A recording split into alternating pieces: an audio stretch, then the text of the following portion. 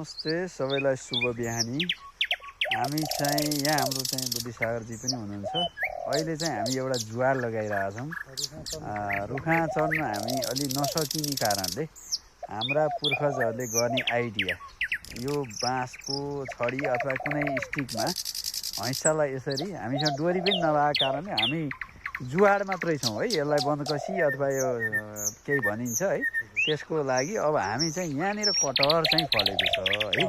अब यो कटहरको सिजन पनि हैन। अब हामी जाँदैछौँ है। अब यो हेर्नु होला कसरी चाहिँ हामी यसलाई गर्ने कोसिस गर्छौँ, यसलाई टिप्ने कोसिस।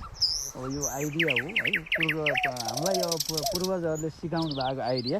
भुटान चढ्न नसकेको उसमा चाहिँ हामी यस्तो प्रयोग गरेर अब यहाँ दुईवटा कटहर चाहिँ हामीले देखिरहेछौँ। अब यो सिजन पनि हो है।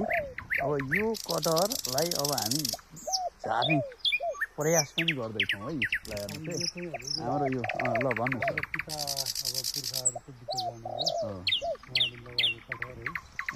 अब सम्झनामा यही मात्रै कटहर मात्रै बाँकी छ। खान पाइएको छ। हजुर, यो आइडिया बेस्ट छ नि होइन। यसरी नै हो नि यो गर्ने। तर यो लौरीले काम गर्छ कि गर्दैन हामी त्यसमा चाहिँ छौँ है। पानी अब पानी पनि पर्न लाग्यो। अब ओतिनी कहाँ हो भन्ने कुरा हामी चाहिँ एकदम अब पुरै चाहिँ कन्फ्युज छ है। ल होइन